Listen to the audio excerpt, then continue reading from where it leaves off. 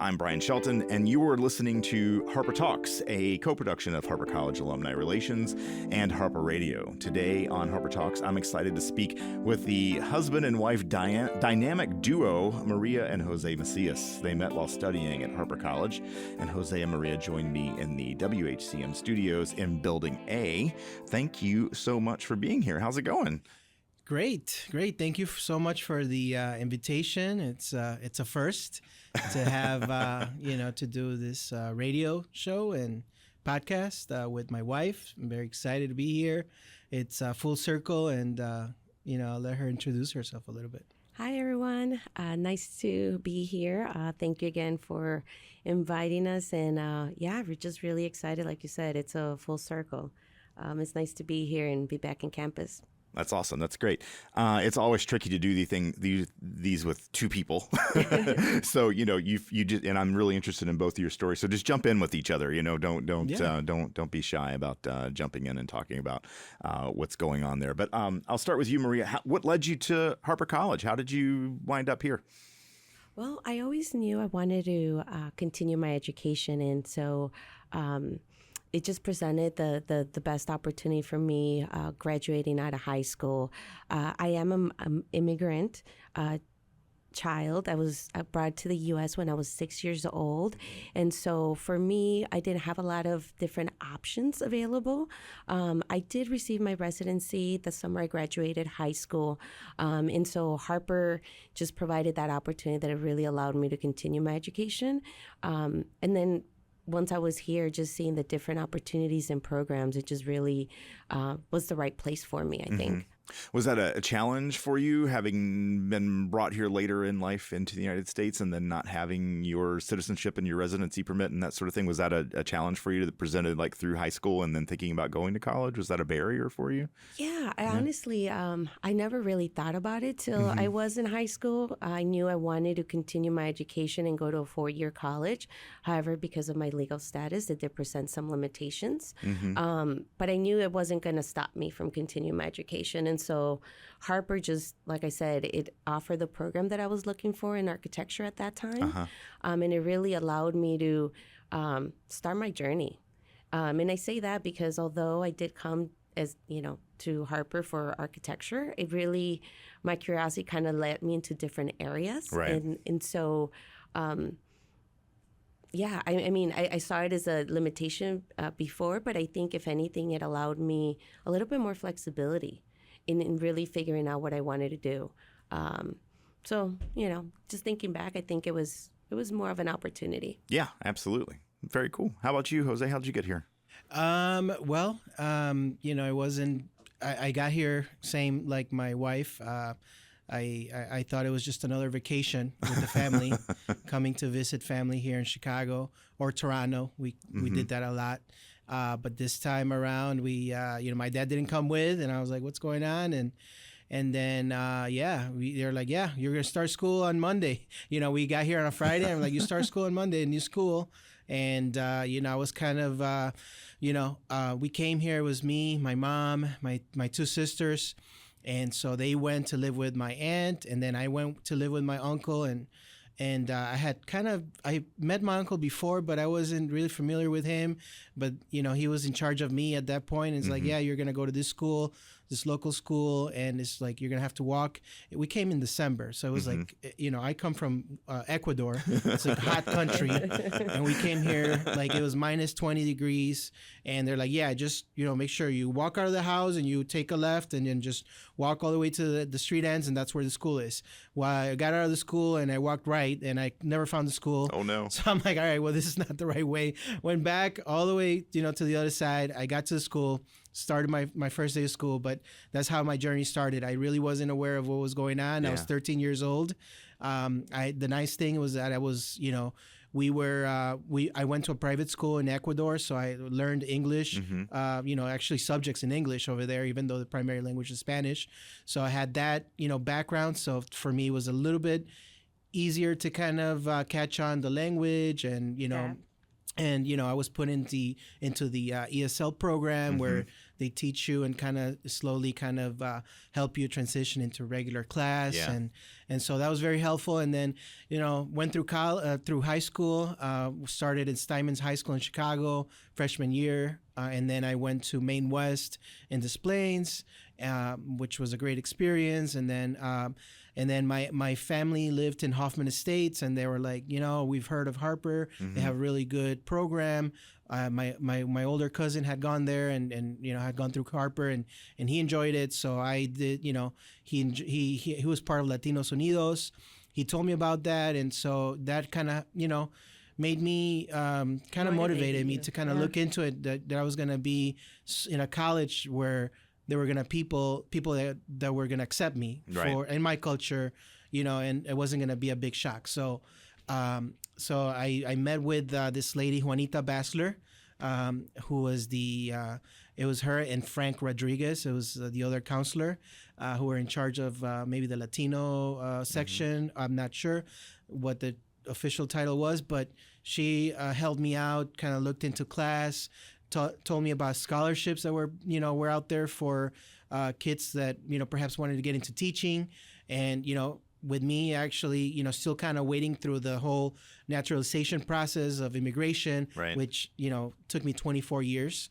I was like, what, I'm gonna go to school while that's that's being taken care of. I'm gonna keep going with my studies, make friends, do sports, and have a social life with other kids that are similar to me, so. Well, he forgets to mention he did have a scholarship to go to a 4-year university. Oh, okay. So Harper wasn't necessarily his first option, but I mean, for me, I think it worked out. Yeah. So, growing up in Ecuador, like soccer was like #1 sport over there. So I played it, every day, constantly for fun. And so, pretty skilled soccer player. I did pretty well in high school. I got a scholarship offer from Western Illinois, and they were going to pay for all my studies, but not for room and board. And room and board was pretty expensive, so I decided to just go the college way instead of going into Western. And how'd that work out for you? Great. Great. I'm actually, things work out for a reason. I've made a living just with my associate's degree. That opened doors for me. Where jobs required it, not just high school, but also, speaking Spanish and the need for bilingual, workers, right? There's a big bilingual population, Spanish speaking. And so, it was a perfect transition to what I do now. Yeah. You both were part of Latinos Unidos while you were here. What was that experience like? Honestly, I think it was what allowed me to feel comfortable coming to Harper. It did provide like that home away from home. Coming up here and walking up here with you to the studio, it was nice walking through the space because this is like where we used to hang out, between periods or between classes or after classes or just to meet here with friends. I mean, this was where the Latinos Unidos organization used to get together, and that's why I was asking about the pool tables. Satellite room. The satellite, because we used to spend a lot of time playing tournaments there with each other. But yeah, I mean, I loved the Latinos Unidos organization because it just brought a group of people together that maybe would have felt like misfits in a space where we all were able to lean on each other and kind of help each other through this new experience, this adventure that we were all embarking on. And honestly, like the best part of it is I got to meet my husband there. I remember walking into the first meeting and just being taken back by how organized everything was, all the different topics and whatnot, and seeing this handsome guy standing there at the end of the room. Yeah, I don't quite remember it that way, but yeah, no, definitely when it was. He tried to talk to you. You ignored him. Yeah. It wasn't that way, but yeah, sure, it's nice.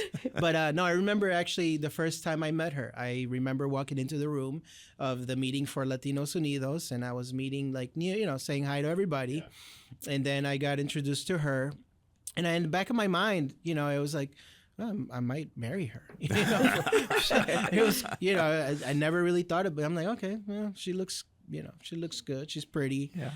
and we'll eventually be friends and get to know her, and we were friends for a long time before we started dating. Yeah. So We were. You know. We were. That's nice. Yeah, it's a nice story. Nice. Yeah, no, it's a Harper College love story for sure. Yeah. Yeah.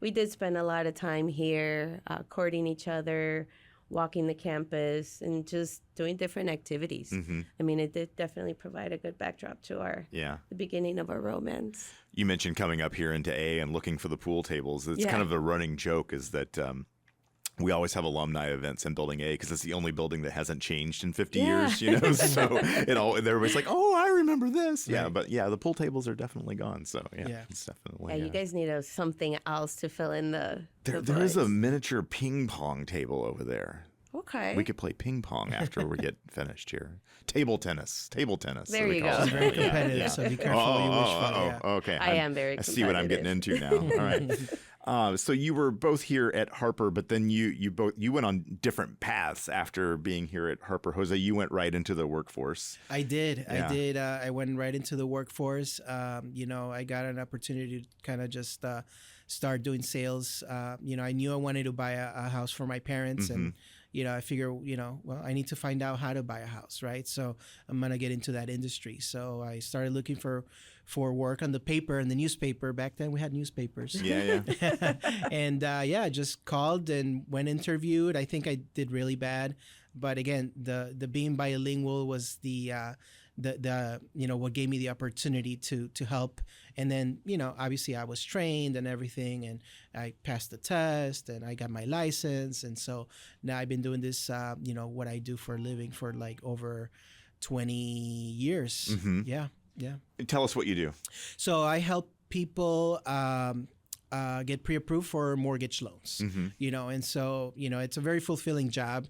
You meet with people that buying a house for the first time, don't know how credit works, don't know how income works, or what the debt to income ratios are, or the requirements to buy a house. And so my job is to take them by the hand and help them through the process, gain their trust and do the best for them. So and it's a very fulfilling job. You see people that have never had the opportunity or never dreamed of maybe buying a single family home or condo, townhome, whatever it is they're buying, to actually get it done, and get it done fast and smoothly, right? So I've been enjoying what I've done, and now I've gotten into other things like investing, networking, and so they say your network is your net worth, and I'm truly a believer of that. I still keep in touch with classmates from Harper College. I've helped tons of them buy their homes and their families, and so it's really out of this network I've been able to be blessed and have a good career. You're also he's being a little modest, isn't he? The sales He manager is. for one of the largest mortgage companies in the United States. Yeah, that too. that too. That too, and also I'm president of this organization called NAREP, which is the National Association of Hispanic Real Estate Professionals. This is my fifth year with them. Which we're all very proud of, by the way. And we've done really good work, and our job is to educate real estate professionals about different laws, protections for perhaps immigrant families. Right now, there's a lot going on with that. How do we, people that own homes here in the U.S. that, need to protect their assets and not be afraid to be able to invest. Right. Why not? So. Yeah, that's great. That's fantastic. And you went kind of the more traditional route. You went on to college after you were done at Harper and to get your 4-year degree, yeah? Yeah. So unfortunately for me here at Harper, I was unable to complete my associates. The degree that I was going for, there just wasn't a lot of enrollment for those classes. And so it would technically take me another 2 years to complete the classes that I needed to. Right. So at that point, I transferred to the Illinois Institute of Art. And honestly, it was probably the best decision I could have made. Although I did love architecture, I really love the design aspect of things and understanding the psychology behind it. And so I went a little bit more into interior design. So when I transferred to the Illinois Institute of Art, I was able to get my my bachelor's degree there after a couple of years. And then I went ahead and worked for a couple of QSR brands. What's QSR? I know what QSR is, but quality service restaurants. Okay. In different areas of the business. I started in the design realm, eventually migrated to the operations, and then eventually into the digital world. All, of course, through curiosity, right?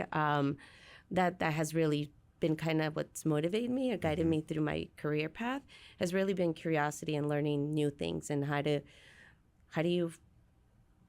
why can't I do this and how do you fix that? Right. I love to problem solve, let's just say that. And so I managed to kind of work my way through different areas of the business. And then eventually I went and continued my education through McDonald's, which was the company I was working at that time. I was able to get my master's degree. I was very, it's funny to say, but I got my master's from Hamburger University. Yeah. We were very lucky enough to partner up with DePaul at that time. And they had the instructors come into the Hamburger University to allow us to take our courses and complete our master's. And so I'm happy to say that as of 2021, I received my master's. That's so great. And so now I've been able to take all this knowledge and apply it to different areas of the business within that same I guess you can say niche of the world. But yeah, I mean, right now, I guess you can say what I do is I'm a strategic leader. I help to develop innovations and implement them into restaurants through operations, through technology, or through the space itself, right? I've kind of what does that mean? What does that what does that look like for someone? So I help to develop the new formats for new building designs for these brands. Okay. So I take all the different innovations that they've come up with in the last couple of years, pair it up with the customer experience, and what the ultimate goal is, right, to increase your traffic and to improve your operations and to deliver on a great experience. And so my role is kind of to take all the different elements, put it into a nice, beautiful building design that allows our customers to come in, enjoy a meal, and go happy. Okay. And so then you can then kind of like package that design and then make it in multiple like restaurants across the country, right? Yes. Is that what? Yeah. Okay. Correct. So part of my role is to help and understand the different needs within the markets so that we have matrix of building designs. Depending on what the need of the market might be, that's the different type of design you might need in that space. So for instance, in an urban setting, you would have a smaller, more digital advanced footprint than what you would have maybe in a suburban area where you have more of a dine-in experience, right? You have to take that into consideration so that you ensure that you design the right space for those environments and for that demographic. Yeah. And so it's really allowed me to really explore different areas of the business, right? And more than anything, like around the world. I'm happy to say that through my job, I've gotten to travel quite a bit. I've helped to develop different areas of the world. I've worked in Asia, in Latin America, and Europe, designing buildings there, which to me has been one of the most rewarding parts, is being able to represent the brand that I work for in different facets and take it across the world. That's fun. It's been pretty fascinating. That's really cool. Yeah. That's really cool. Do your fields ever meet? No? Actually, we do. Because of the real estate side, I would think. So I tend to work a lot with real estate teams, right, to find the right sites for our restaurants. And so we kind of have that intersection right now where he focuses a lot in real estate. In many instances, we kind of cross-pollinate in that, having discussions, especially with like laws. Right. That everything that's changing right now and how that impacts my business, and then it also impacts his business. Okay. Yeah, I think more in the real estate side. She's more on the commercial side. I'm more in the residential. So I also dive into commercial a little bit, but I'm focused more on residential. Yeah. Real estate. So is it business talk at home, or is it I don't want to talk about this anymore, let's do something else? Yeah, no, I mean, we've had, by the time we get home and, our focus is on the kids. Yeah. 9-year-old that's very busy life, and a 14-year-old that's definitely has no time for anything. So that's our, that's our focus. And, other than, obviously, checking in on how her day went. Well, that's not true. And he does have a lot of events. So with his role as president for NAREP organization, he attends a lot of community events. And so I do got to say, that's one of the things that I love about his role in it, is that it allows us to also expose our kids to helping out in the community and being involved in different things that he shows, right? Like that they participate in. Honestly, like they do so many variety of events. Like you were just at a basketball game. What was it, yesterday or the day before? Yeah, it was the Chicago Sky. Yeah, the Chicago Sky. And so he gets to participate in a lot of different activities like that really allows me and the kids to have more exposure to different things and also support him. Because I feel like that's really important in my perspective, is like to make sure that anything that we do for the communities, we engage the kids. Yeah. And so that's probably the only area where we do talk about work, and I'm like quotation marks, right? Because it's not really work. To me, a lot of that is fun. He has a lot of really great events that I don't see them as work. I see it as it's a great opportunity to network, to meet people, to have great discussions, right? Yeah. So. But the kids get to see you doing that, and they participate. Where we've had, perhaps an ice cream giveaway, right? For new, before the school year starts, we go and say to all the parents, "Hey, free ice cream," right? And just a way for us to connect with other parents, to eventually help them and kind of know where they're at with their, wealth building, right? Because a real estate transaction or a real estate property is an asset, right? And thankfully it's an asset that keeps appreciating, right? And so it's a way to kind of have generational wealth.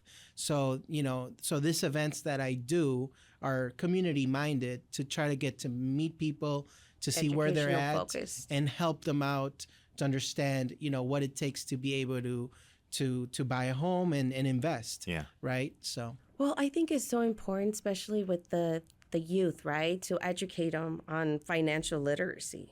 Honestly, I don't think as schools do a good job nowadays. I remember back in the day that it used to be, a topic that would be discussed, but I don't think that the focus is there. And so ensuring that they have visibility to that, right? Ensuring that they understand that, it is an investment. That when you get a job, you want to save and you want to, be financially responsible in how to build that, right? And seeing others and seeing other individuals ask those questions, and then just be curious about it. Because I do think that right now, we're going through the real estate, it's down because a lot of people are not wanting to invest.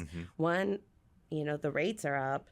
Housing prices are up, and the youth really see it as a challenge to think about, like, how do I save? Right. How do I even purchase? Like, how do I get there? And so education goes a really long way to allow those individuals who are interested, and even those that are not interested, to get educated in it, so that they do see the benefits and they take that leap of faith. Yeah. Which is what it is, right? It's a leap of faith that you find the right property that's gonna eventually, like you say, continue to increase in value and continue to grow your financial wealth. I don't think that that's a huge focus. So I'm a huge advocate for that.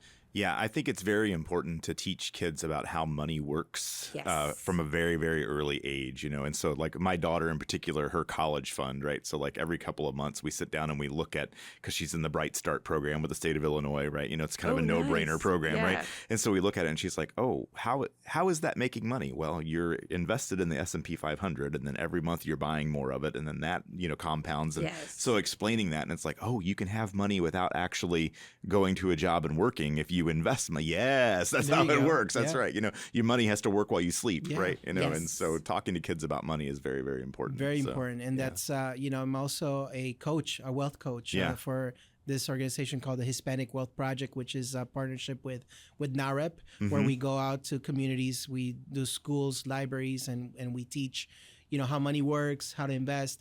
life insurance, Latino families don't believe in life insurance.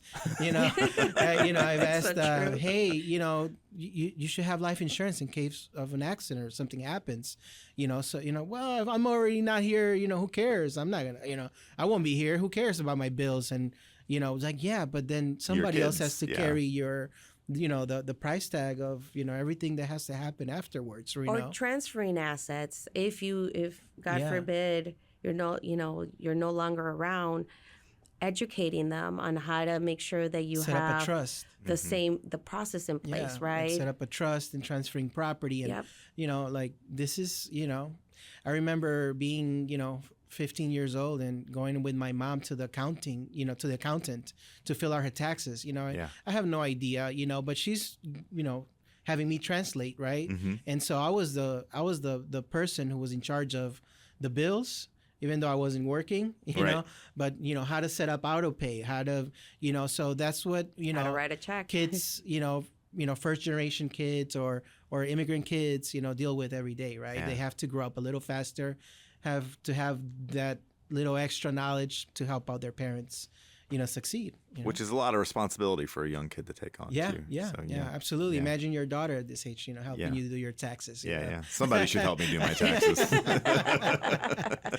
I might be better off. Maybe not your daughter. But maybe not her. Yeah. No, but it's, I think it's a great experience to kind of like have the experience to be able to do things, at a younger age, right? Yeah. Well, that's what I'm saying. Like, he forgets of all the great work that he does, right? Like, some of the questions that you guys posted for us of like, oh, how are you involved with the community? I'm like, ooh, I'm not really involved myself because I tend to travel a lot, but we are so supportive of all the events and everything that he does because to me, it's so important, right? He's just spreading the knowledge. And I think like, everybody should do that, right? Yeah. Knowledge is power, in my opinion. And so the more knowledge you have, the better you can be at making decisions that really impact your life. Yeah. Yeah. And I thank you for your support too, because obviously without my wife supporting me or like letting me leave the house for an event at 6 p.m. or taking the whole Saturday on a weekend, right?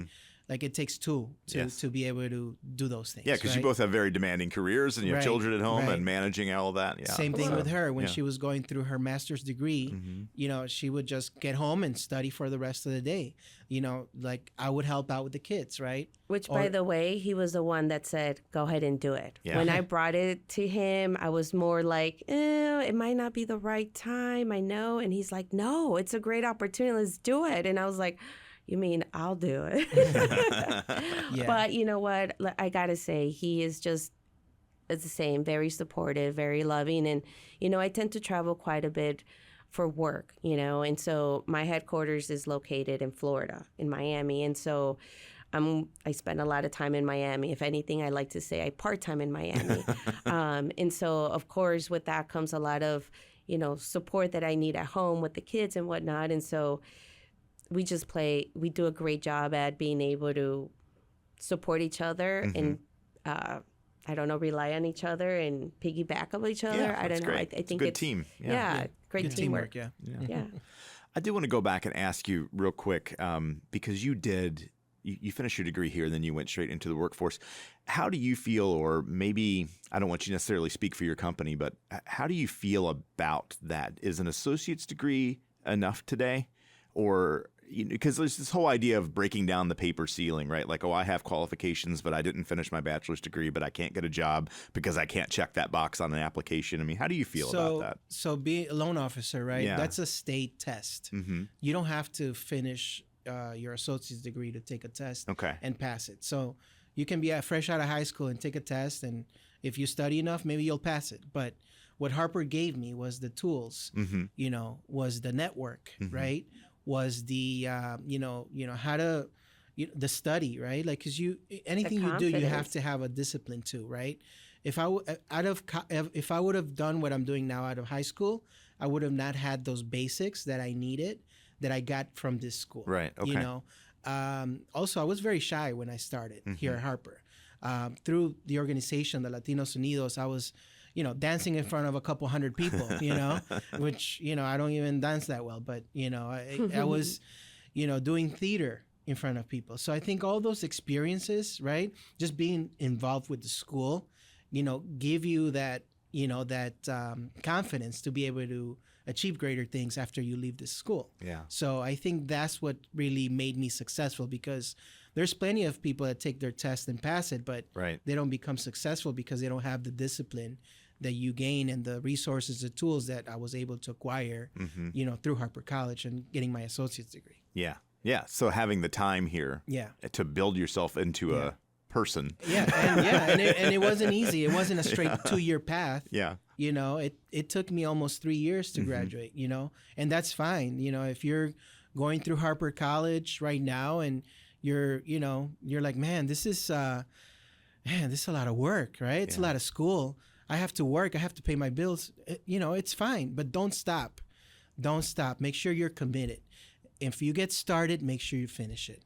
You don't want to, be in debt and have no, if you finance, right, your schooling, you don't want to be in debt and have no associate's degree. You want to make sure that you finish what you start. So, if you're hearing this and you're thinking about quitting, don't quit. Keep going. All right. Well, and I would say, I think that what Harper does is it offers you the flexibility to be curious.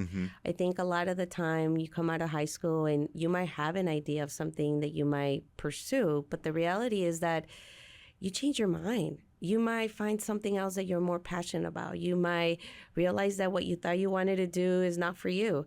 I mean, I have a friend who thought she was going to be a nurse practitioner, and she hates seeing blood. So that was definitely not the field for her, right? And so I think Harper just offers you that platform where you can take some risks, you can explore, you can be curious, and be adventurous, try different things, especially because you don't have that cost, right? That financial burden over your head that if you take a class and you choose not to pursue that career, now it's money wasted, right? Like, you're able to be a little bit more flexible and be kind to yourself and say, well, maybe that's not what I want to do. Yeah. I think that the difference between a job and a career is you find something that you enjoy doing and, you do it as a living.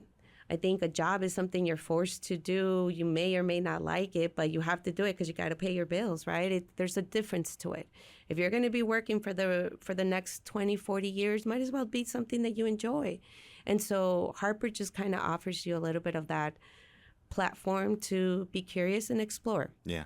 I tell students all the time, figure out what it is that you love to do and convince somebody to pay you for it. That's pretty much the solution. It doesn't always work. But, if you love what you do, you will never work a day in your life. That's right. Yes. So.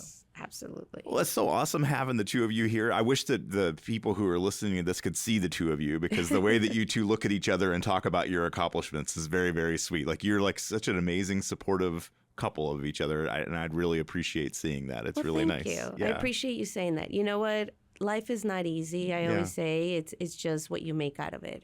You got to surround yourselves with people that you enjoy being with, that you can laugh with, that you can cry with, that you can enjoy a nice meal with, right? And so enjoy life and, be adventurous, be curious.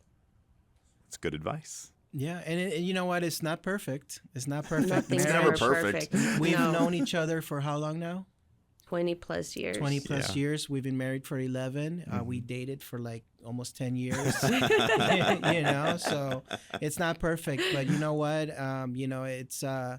It's like Harper College. Like, finish what you start. Yeah. And I'm committed to her, and I love her, and we just you too. turned 11 years, August 30th, Last Saturday, yeah. So, and, we're going to spend next week in Spain. Nice. We're going to go for about 8 days, and, we're going to have a lot of fun. So play hard and work hard. All right. Yes. Good.